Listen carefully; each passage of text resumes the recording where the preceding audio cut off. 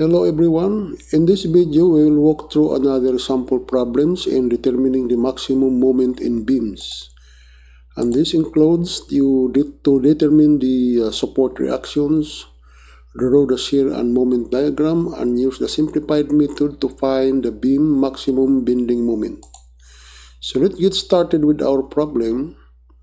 Determine the maximum moment of a beam carrying a uniformly varying load of 2.5 kPa per foot and a concentrated load as shown in the figure below. So this is the beam span of 20 feet. We have the varying load of 2.5 kPa per foot, and it is subjected to 3 points loads. We have the 14 kPa, 28 kPa, and 15 kPa. They are spaced equally at 5 feet on centers. So let's get started with our solution. So determine the reaction at supports. So first we need to determine the reaction, and we will use the point A as our arbitrary location to sum up moment. So to sum up moment at point A is equal to 0, assuming that clockwise is positive. Then minus RB, which is this one, the moment arm is 20 feet with respect to point A, plus 14 feet times the moment arm of 5, which is this one here, plus 28 times 10, 28, that is a moment arms of 10 from point A to there. Then plus 15 times 15, which is this one, plus the varying load of this triangular load from point A, which is 1/2 times 20 times 2.5 times 2/3 of the span, which is the centroid of the triangle is 2/3 of the span somewhere here, and that is equal to 0. So to solve the RB is equal to 45.42 kPa. So the next one is to sum up the forces along Y positive upward to find the reaction at point A. So to sum up the forces along Y, that is 45.42 kPa, that is reaction from RB, plus RA, the reaction at RA at this point here, minus 14, that is negative because it is all downward, minus 28 kPa, minus 15, and minus the area of the triangular load, and which is 0.5 times 20 times 2.5, and that is equal to 0. So the unknown is RA, which is equal to 36.58. So the next one is to draw the shear and the shear diagram. But before drawing the shear diagram, first we need to determine the intensity of varying load at this point, at point 2, which is this one here, and point 3, this one here, and the point 4. So by calculating that one, that is by ratio and proportion. So we don't need to calculate to show the calculation, because this is just a straightforward calculation, because the span is uniformly spaced at 5 feet. So we have at point 2 we have 0.625, then at point 3, this one here, that is 1.25 kPa per foot, and at point 4, which is this one, the intensity here, and that is equal to 1.88 kPa per foot. Then we need to determine the area load to this one here. So the area load at between 1 to 2, that is a triangular load, that is equal to 0.5 times 5 times 0.625. So the load, the area load between 2 to 3, and that is a trapezoidal load, which is equal, and that is calculated 0.5 times 5 times the average of 0.625 and 1.25. So the area load is equal to 4.69. And this portion here, that is 0.5 times 5 times the average of 125 plus 1.88, and that would give us 7.82 kips. So for this trapezoidal load is equal to 0.5 times 5 times the average of 1.88 and 2.5. So the area load is equal to 10.98. Now we can proceed to determine to draw the shear diagram. So the shear diagram here at point 1, and that is equal to the reaction at A, which is equal to 36.58. We have calculated that one here, 36.58. So 36.58 minus the triangular load of this bearing load here between 1 and 2, which is equal to 1.56. So that is 36.58 minus 1.36, that is equal to 35.02. That is the shear at this point on the left. So we have a drop down load of 14 kips. So 35.02 minus 14, that would give us 21.02. So that is the shear at this point here. So the shear at point 3, this one here, and that is equal to 21.02 minus the area load between 2 and 3, and we have calculated that one here, which is equal to 4.69. So 21.02 minus 4.69, that would give us a 16.33. So from 16.33 minus 28 kips, and it will drop to minus 11.67 kips. So that is the shear at this point here to the right.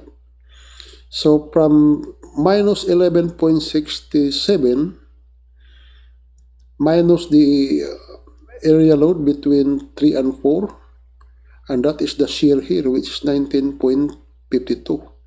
So that is between 3 to 4, and that is 7.82. So 11 minus 11.67 minus 7.82, that would give us a negative 34.52 kips here.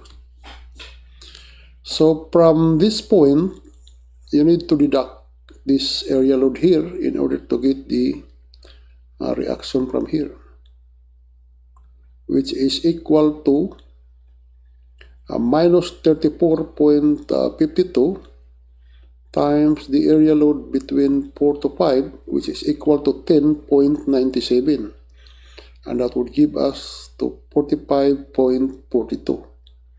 Actually, there is a difference of about 0.02 or 0.03, something like that, and that is due to the rounding up of numbers. So now we have to determine the maximum moment. So the maximum moment is located at the zero shear. So the zero shear here is at point 3. This is the location of zero shear, and at the same time the location of our maximum moment. So we have two ways to calculate the maximum moment here. Whether to calculate using the area of the shear. So from A, the A is the maximum moment can be determined by calculating the area under the shear diagram, starting from the point of zero shear. So from here to there, so the area of the shear is equal to this portion here plus this one here. But the thing is, this area cannot be calculated using the trapezoidal load because this is a second degree curve. And if you remember, we have the first degree here in the loading. The space is linear.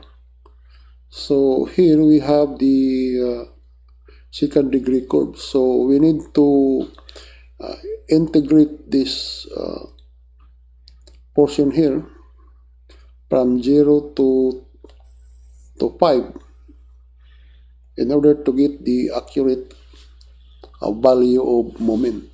So if you are comfortable to integrate this one here, you need to formulate the equation that involves x squared because that is quadratic. So the other ways to calculate the maximum moment is this one. You see here, just to exaggerate this portion here, if you calculate this moment by integration or you consider it as a square,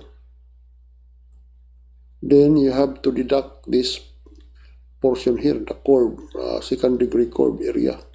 And we have the formula for that, approximate formula. So the other ways to calculate the moment is the maximum moment can be determined by summing up moment at the location where the shear is 0. Since we already know that the zero shear is located at this location here, and that is 10 feet from point A. So we can sum up moment at this location here. So if we segregate this portion here, we have this one in this figure. So we have the shear and we have the moment. So to calculate this moment, we're just summing up moment positive clockwise. Summation of moment is equal to 0, which is this one here.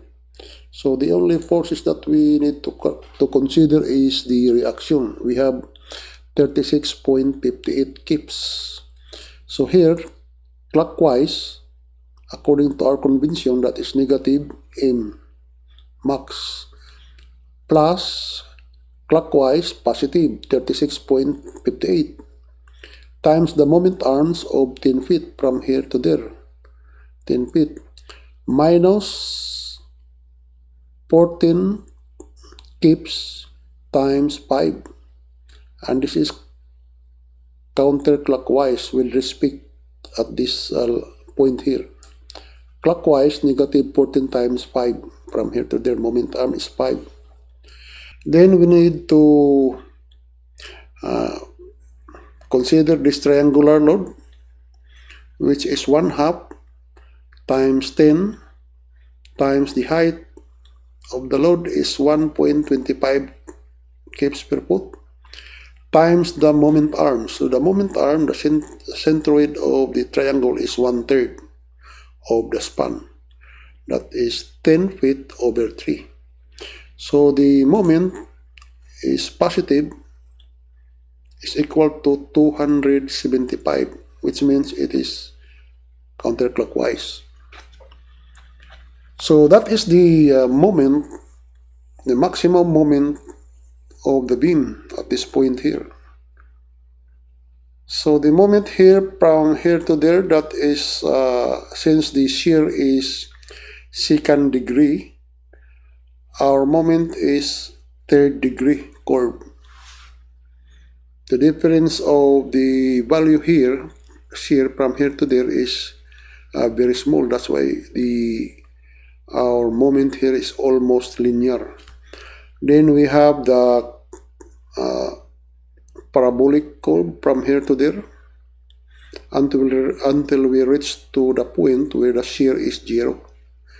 When the shear is positive, we need to remember that when the shear is positive, the slope is positive, which means it's going up. Then it will reduce until it reaches to the point where the shear is 0.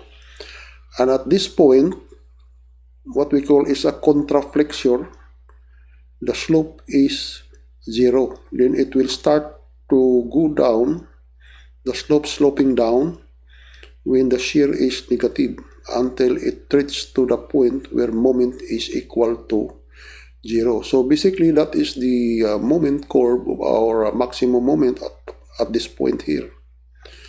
So that's all guys for this video.